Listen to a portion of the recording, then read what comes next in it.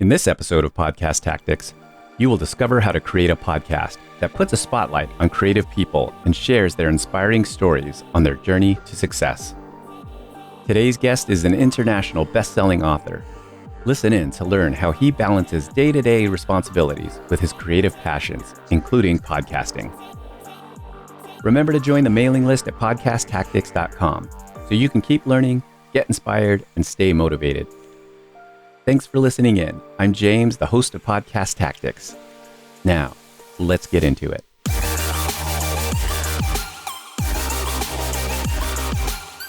Joining me right now is author, voice actor, and veteran podcaster George Sirois from St. Louis, Missouri.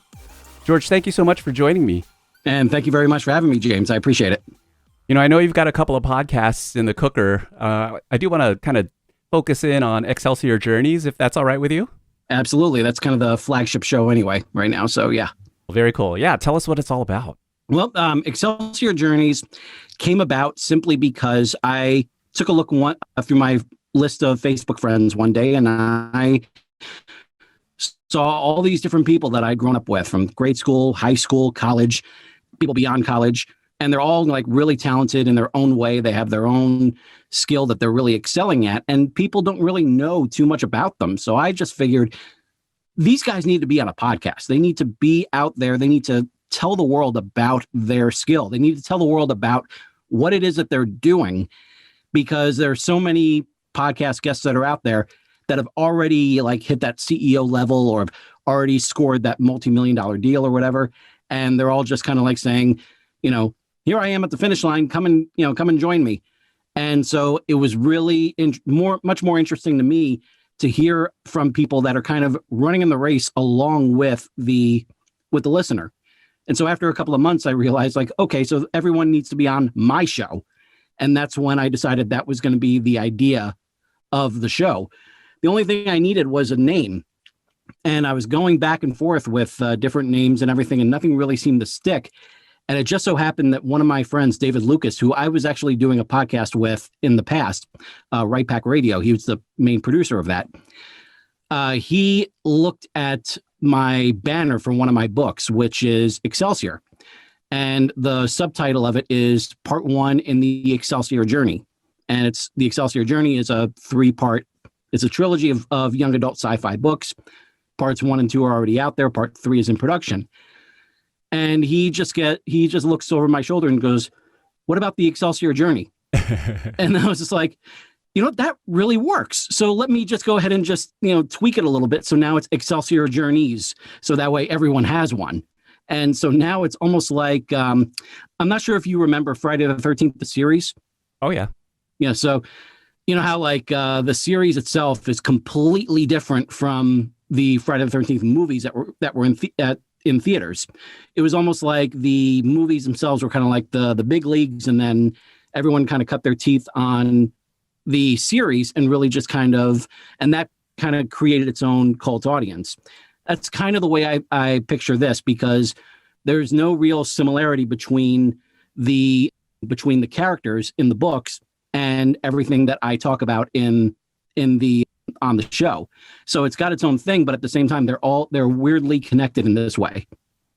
Well, I really do like the idea of you interviewing people that are making it happen. You know, they're kind of moving and shaking, so to speak. And that's really inspiring to hear those stories. I'm really drawn to that kind of, people who are open to the possibilities of making things happen for themselves.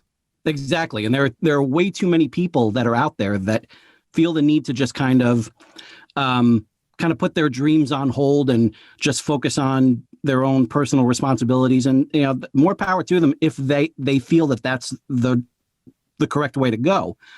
But what I really respond to is what I am personally dealing with. I have a full-time job. I have responsibilities. I have a mortgage. I have bills. I have student loans to pay. Thankfully, we just paid off the car. I got a wife, got a daughter, mother-in-law is living with us and everything. There are a lot of responsibilities that revolve around keeping that full-time job, keeping that mortgage paid, keeping those student loans paid. But at the same time, I'm doing my best to try to make time for my own creative endeavors, including my show. So that's something that I really appreciate when I hear about other people doing the same thing. Yeah, absolutely. Absolutely. It's reality for many people. Yeah, yeah, yeah. And people need to see that that it's you don't have to just do one or the other. You don't have to just tuck away everything that you've ever felt passionate for in order to focus on your day job, and you don't have to be the starving artist trying to make it, while leaving everything else behind. There are ways to have it both ways. Yeah. I mean, and you bring a very good perspective around that. You're a published author, and you're balancing all of this, writing, podcasting, family man. Yeah. So kudos. There's a lot to balance. Obviously, the dream would be to do like audiobook narrating, doing the author business, doing the voice acting full time. That's something that I've always kept an eye on. But at the same time, there's a lot that my day job offers, and the person that got me that job is someone I dearly appreciate, and I want to make him feel that he made the right choice by bringing me in. So yeah, I can relate to that. Yeah, there is that sort of balance, and you're not always going to find it. I don't always find it. There are many times, like, I am just so creatively dry on writing this third book, but it's like parts are just kind of starting to make themselves known, and my second draft is starting to get a little bit of traction, but yeah, it's something that you just have to keep working on, because it is important to you, and you want to make it right, and you want to make sure that you're balancing all of your responsibilities as well. Let's bring it back to your podcast. I want to kind of drill in a little bit more on that. Absolutely, yeah. What is it that you are most challenged by with your podcast? For me, it's the marketing of it. I've been even like kind of talking to some different people on Clubhouse about this, talking to a lot of really prominent people in the podcast world, and some of them have suggested like a different name for the show, and to make it a little bit more catchy, more universal, and everything. And I can't see myself doing that, because I just feel like the main thing that I need to do is just make sure that the message itself behind it gets out there a little bit more. That's the thing that I really need to focus on, is just getting that sort of feeling of, that these people are worth listening to. They're worth, they're worth hearing their story. And there is so much that they have to provide. And those who have listened have really felt inspired by the kind of stories that they tell. So I just need to keep getting the word out there more. That's marketing always seems to be kind of like my Achilles heel, you can say. That is a shared Achilles heel with many people. Yeah. And your content, we'll talk a little bit about some of the episodes that I listened to, but yeah, the content is definitely there. I mean, you're executing it real nice. I mean, it is inspiring to listen to these people talk. It's inspiring to hear you interact with these people as well. So I do believe that you're right. It's just a matter of getting the word out there, and from there, hopefully it'll just blossom and bloom. Yeah, and the main thing that I just keep on trying to do is just keep on making that content, keep on sticking with it. Do not give up on it, because I believe in this show. I truly believe in the show. I love the fact that the guests that come on wind up having a really good time. I spoke with a couple of them that have already said that they're coming back. And I am really excited about that, and it's given me the opportunity to create different themes for different things. Like all of March, I'm talking with all these different filmmakers that are all like in various modes of making it. There's a short film writer and actress who has been just like, she has gotten one award after another at all these different festivals and been selected to this festival and this festival and this festival. I get to talk with her next week all about it. And, it's a blast, getting to do this. I was about to ask you, what do you love about podcasting? But I think we just hit on it. Yeah. Well, and also it's a great opportunity to talk to people that I never would have been able to talk to before in the past. One of the things that I realized that I had an opportunity to do to really kind of branch out the show is talk to more established people. And, so I had a great 2-hour conversation with the screenwriter of Transformers the movie, Flint Dille. Wow. And, and he's coming back in August for my, 35th anniversary retrospective for Transformers the movie. That's going to take place throughout all of August. Getting to talk with Vince DiCola, the composer of the score. And we talked for so long about all the stuff that he did beforehand. We didn't have time to talk about Transformers the movie. So he's coming back and he's going to talk about it in August. So that's so great. Yeah. I mean, it's amazing the sort of feeling that I've gotten just from doing this. And it's allowed me to actually become a better speaker in all of this, because just hearing some of the episodes, there's a plethora of ums and uhs and knows and everything. And even though I've done my best to kind of rein those in, they do happen from time to time still. And there is the deeper breath, but a lot of times just because as I talk, I get a little bit out of breath, but I'm working on that too. Can relate on both of those things, the ums and ahs and the outs of breaths. Oh yeah. Yeah. But at the same time, it just feels like the more I do this, the better I'm getting and the more prepared I'm going to be for when the general public really starts looking in the direction of this show. Yeah. I mean, I got to say that it is humbling to hear you. Well, I should say it's interesting to hear you have humility around it, because I listened to the Tony Langhorne episode. Oh, yeah. Yeah. And that's fun. You're just so sharp. You're so precise, and maybe that's editing. It's really a clean presentation of the interview. He's great, right? Yeah. He is. I mean, he really is. And, but you really, the interview was just a really nice connection with him. Oh, thank you.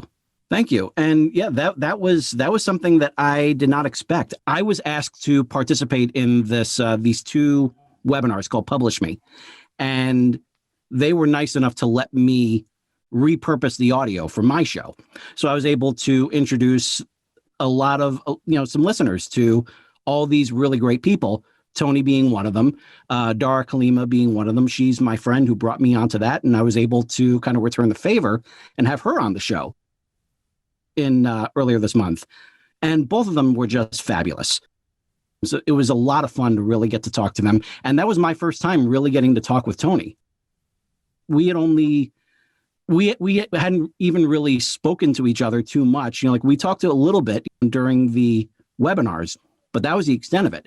But I just knew, after listening to him and hearing his passion and his ambition, the guy literally wants to take ideas and turn them into galaxies. I love that. Yes. I was just like, that's it. You just got my tagline. Right. Exactly. That's what drew me into that. I was like, man, that is such a great line. I mean, yeah. What is that? 3 words there? So inspiring. Right.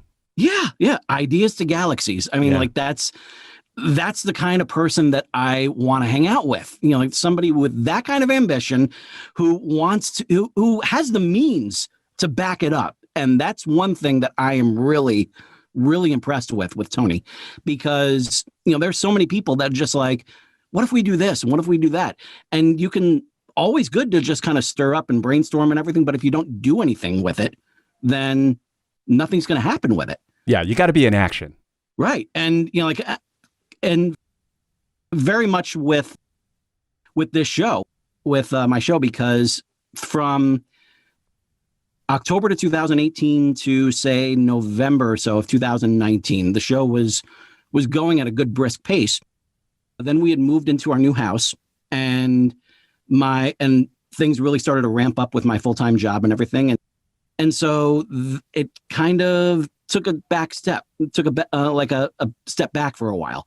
And it was on the back burner, and nothing really happened with it until May of 2020. And what's bittersweet about it is the reason why it started up again was because one of my friends that I wrote with on the pop culture website 411 Mania gave me the news that two of our most prominent people had just died. And so, and like totally different, areas, totally different states and everything, but one of them was really ill, and I think the other one was pretty sudden. But it was a blow because both of them were just so steeped into this site. And I had always talked about having a bunch of 411 Mania writers come on a show, and we'll do like a big like reunion kind of thing, and tell stories about all the behind the scenes stuff and how each of us got on the site and our favorite topics and the weird people that would email in and everything. And then, but once I got that news, I was like, we have to do this now. Yeah. And we have to celebrate Larry and Chris. We have to get this going. And everything turned around so quickly. And I wound up having, with myself, counting myself, about 14 writers on a Zoom call at the same time. So you want to talk about, like getting, really cutting my teeth in terms of moderation. But we talked for like a good 2 hours or so. And it's one of the, I think maybe 3 or 4 different episodes that had to get the explicit, mark on there from Apple Podcasts. But it was so worth it because it's especially from, one of the guys, Tony Acero, who was just like, he brought the exact kind of energy that I was really looking forward to, because I wanted it to sound like the tribute to the great comic Patrice O'Neill. On the day after he died, the Opie and Anthony show had a bunch of different comics on there, and they were all just roasting each other while talking about Patrice and roasting him. It wound up being like, it was a good, like 3-4 hours of some of the greatest radio I've ever heard. I always keep going back to that episode, and to have that opportunity to basically kind of have my own with that, it was an amazing feeling. And it got the juices flowing again, because then it's just like, okay, who else can I get on? Who else can I get to on next week's show on short notice? And then it was just like one after the other. I just kept on checking out, like all different people that I'd gone to college with. One of them that became episode 50, Ryan Kasperzak. He was on So You Think You Can Dance. And he and his brother were both on there. His brother had gotten all the way to like 3rd place on when he was on. And so I knew that his interview was going to be a home run, and it by far was, because he not only went on to, do that show, but then he also went on to be a choreographer for Hamilton. Oh, wow. Yeah. Like, I mean, great stories that these are all my friends. And so it's just like, I felt like I was sitting on like a gold mine of content, just dealing with all these great people. So it's just like, I always keep an eye out for whenever a friend wants to share something big on Facebook or whatever, saying like, hey, I just did this. Or, obviously you want to just be like, oh, I wish I had that opportunity that I could do this full time. But, like you have that moment, you let it pass. And then it's like, you want to be on my show so you can talk about it. And then all of a sudden, boom, you got more content. So that's what I absolutely love about it, about doing the show. That's fantastic. Yeah. So what do you want people to get out of listening to your show? Why should they listen to Excelsior Journeys? I want people to know that it's never just like an overnight thing. Too many people are just so dialed into the behind the music style of, getting to know people. And, like so many times on various shows, you're speaking with like CEOs of multi-million-dollar companies. You're talking to, somebody who has like 37 different screenplays that are out there that have been in theaters, and all these, like award-winning filmmakers, actors, all this great stuff, people that are on top of their game. And that's great. You want to have people on there to aspire to be like. But at the same time, you also want to know that there are a lot of people that are just like you, that are that are dealing with their own responsibilities, but at the same time, they're making their dreams happen. And it's possible to do both. I feel like it's much more relatable. Exactly. I mean, it's great that, people succeed and that they're able to kind of share that portion of it. But I feel like that's just a portion of it. You're giving the broader story. Right. To kind of borrow from Marvel, like all of the other guests that come on all these other shows that are all like at the top of their game.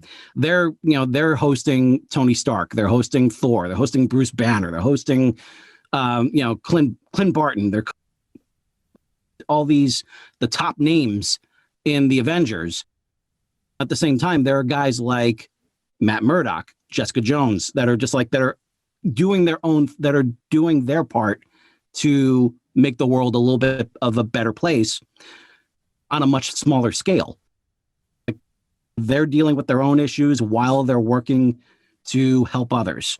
So like that's what I really like to hear from, like the people that are working either behind the scenes or on the lower tier of stuff, but they're working their way up, and that these guys, as soon as they hit, every podcast is going to come running for them, and I can say I was there first. Right. So, on the verge, right? Yeah. Exactly. Yeah. Exactly. On the verge. That's really what they all are. Like everyone is, it's like they're just about to break, and some of them have already broken, some of them, broken through. I don't want to say broken, but, but I mean, they're doing such great work on their own, and I want people to know about it. I want people to know that, hey, these are awesome people. My second episode was with Mark Fratto, who had made a name for himself as one of the ring announcers for HBO Boxing. And he's also doing like sports announcing for St. John's over Madison Square Garden, for the Brooklyn Cyclones game. And he's done NASCAR, I think 5 or 6 times, or whatever. And he's someone I went to grade school with. So it's just like, come on my show. And it was what is going on in St. Louis, Missouri with all these, you've some successful people. To be fair, I've only lived in St. Louis since 2011. I was in New York for a lot of this. Gotcha. Okay. But at the same time, like I've even like living in Richmond, Virginia for about 6 years and going through drama class with people that have taken their dreams and are still going. One of my dearest friends, Jennifer Eldridge, she was from high school, somebody who always made a point to give me the time of day, somebody who was just an absolute amazing person. And she was just on the Goldbergs this past Wednesday. Yeah, it's just like, and she and her husband, Carl, are coming on my show. So, I knew that was going to happen. As soon as I said, how proud I am of her that she's been able to do this. And she writes in, it's like, more material for the show. I was like, you're damn right. Get over here. Yeah. Let's step into a time machine. Oh, okay. I get that. What's the response of that time machine statement? Everybody goes, oh no. We're going to go in the future. Let's go a year or two down the road. What is your hope for Excelsior Journeys? My hope for Excelsior Journeys is that it's going strong, and I'm getting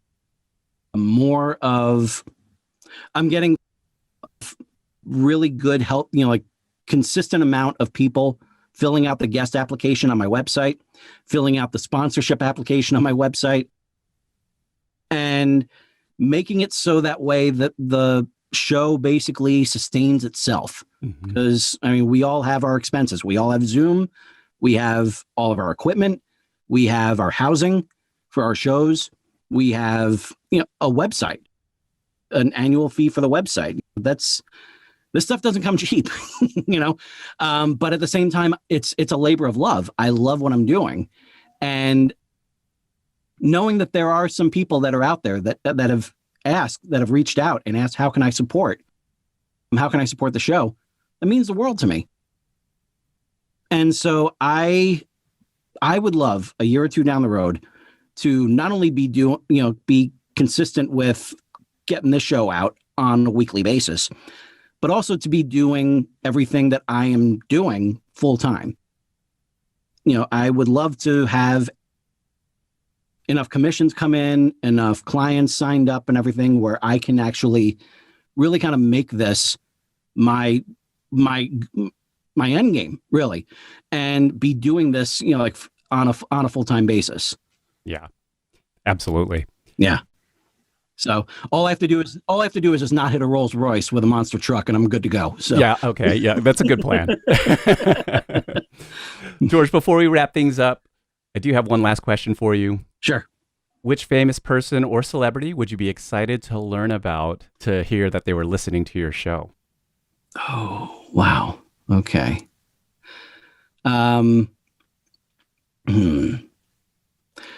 Considering the fact that my book Excelsior starts with 3 quotes, a quote from the Bible, a quote from Thomas Mallory's Le Morte d'Arthur, and a quote from Transformers the movie. Knowing that Peter Cullen, the voice of Optimus Prime, was listening and would want to be a guest, that's a slam dunk right there. It would be amazing to have him on. He's always been like one of he voiced my childhood hero, and he and for all the work he's done and everything, he's become my hero in adulthood. So it's having the chance to be able to talk to him would just be amazing. George, tell us where people can find out more about you and your show. You can find out more about me and my show at my website. It's he'sgotit.com, as in by George, he's got it. And if you go to he'sgotit.com/podcasts, then you'll get all the different channels where you can go ahead and subscribe to the show. If you are an iPhone user, by all means, please use the Apple Podcast to subscribe. And also, if you're an iPhone user, try this little trick. Make sure your podcast app is loaded up on your iPhone. Press down on the home button and say, Siri, subscribe to Excelsior Journeys on Apple Podcasts, and see what happens. And you can also find out more about my books over there as well. You can also go to he'sgotit.com/store to directly purchase. That way you can get not only signed copies, but also some additional treats that I always throw in for every order. George, thank you so much for coming on. It was an absolute treat to talk with you. I would love to keep in touch. Maybe hopefully, I know you've got a lot going on. Hopefully catch up with you 6 months down the road. If we could fit an interview in, I would absolutely love that. Absolutely. I would love to come back. Yeah. The name of the show is Excelsior Journeys. George, thanks again. Best of luck to you. Thank you so much for having me, James. I really appreciate it. Thanks again to George. Check the show notes for links to learn more about George and his podcast, Excelsior Journeys. Please leave a review on podchaser.com and share what you got out of this episode. The show notes has info for how to do this, and feel free to make suggestions for what I can do to make this show even better for you. And make sure you follow Podcast Tactics to learn even more about podcasting in future episodes. Thank you.